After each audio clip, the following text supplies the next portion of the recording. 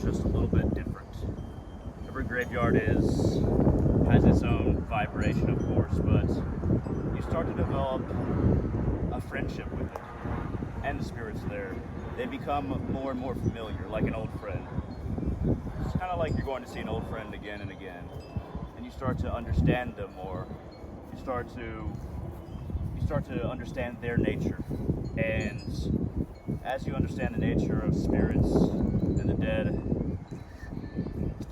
this particular place, sometimes a special place, sometimes just a place you go to a lot,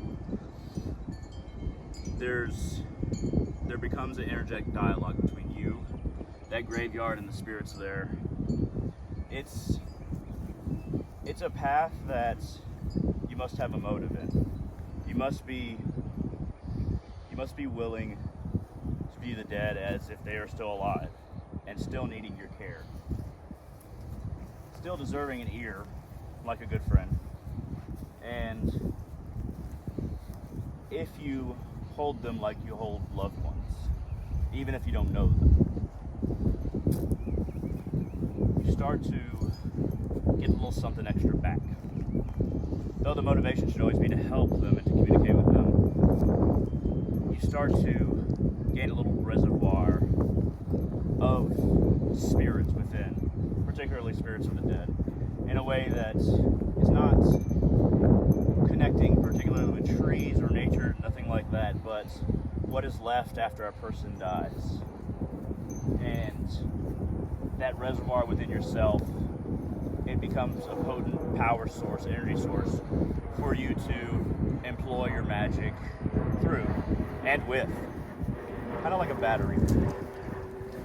And as you start to work with crystals or oils or candles in graveyards, as you start to, even maybe you gather dirt for your workings, the path before you kind of unfolds in a natural, healthy way, once again like a relationship.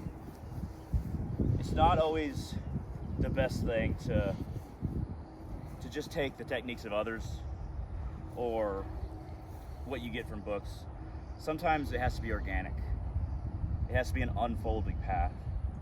And then you'll be able to find you can do certain spells that for some reason you're just inspired to do.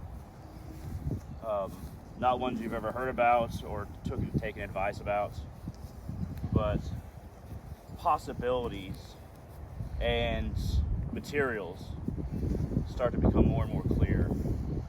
And as that clarity increases, your potential as a grave worker in both your ability to connect with spirits and to use that reservoir of energy increases in potency. It's almost like you have an internal grimoire as a grave worker, and those moments of spells and relationships and communications with the dead, it's written on your own spirit in a way. That internal grimoire becomes something that perhaps is not easy to describe, but the best way I can describe it is inspiration, communication, opening channels, opening your heart in a way that may seem strange when you're the only person in a graveyard, or that's what usually people think. But you start to sense, you start to become, and that internal grimoire becomes so intimate that wisdom and knowledge blossom over time with the possibilities and with the magic unfolding and being uncovered within you through the work. Never lose heart. You must be able to feel the kind of a little bit darker energy of the dead, a little bit more subdued. But at first it might feel like depression or sadness, but that's not quite it. It's a deep stirring. It's a deep stirring in some kind of darkness within yourself, but not darkness in the way of, you could say, evil or anything like that. More darkness in the sense of the unknown. In that way, I guess voidism and being a grave worker go hand in hand very well. You are that light, and that reservoir within is the center of that light, and it exposes the mysteries of the darkness that is directly around you. In this case, graveyard. and being a grave worker. But anyway, I'm going to get to the ritual. Thank you very much for watching. Our Father who art in heaven, hallowed be thy name. Thy kingdom come, thy will be done on earth as it is in heaven. Give us this day our daily bread. Forgive us our trespasses as we forgive those who trespass against us.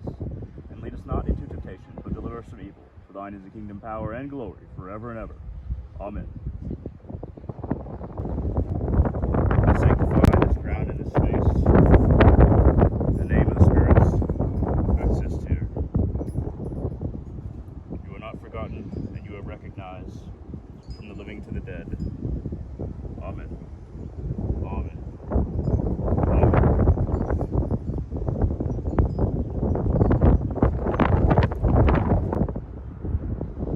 I anoint myself in the name of the Father, the Son, and the Holy Spirit. I offer the spirits of this graveyard some oil that you may be anointed, blessed, and recognized. Amen. Amen. Amen.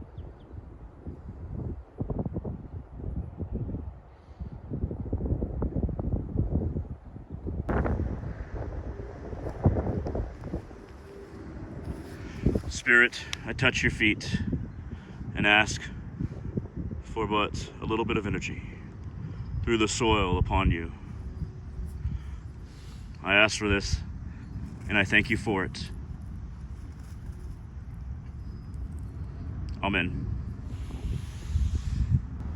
Now, it's very important to recognize that a lot of graveyards that we're going to visit, well, at least where I live, are going to be Christian graveyards. So I use a lot of traditionally Christian rites. However, they're not just useful for Christians. They've been empowered over time, and through that focus, through that repetition, these rites gain power in and of themselves. They can be used for magic as long as you're sincere. You don't necessarily have to be Christian. But I use a lot of Christian rites because these are kind of the ones that have been used in graveyards I go to, and I have respect for people who died, so I use the rites that they recognize. You don't have to if you're a grave worker, but I find that it clicks well with the dead when you use their own rites, and it's very similar work in other traditions and other spiritual paths. This is just the way that I do it. You can do it any way that you want, and sometimes I don't do just Christian rites or say Christian prayers or anything like that. Sometimes I do prayers with Odin. Sometimes I work with Kali on graveyards. But your path is your own, so you do as you feel is good for you and the spirits you're working with on a personal and even group level sometimes if you're in a group, but definitely on a personal level is important.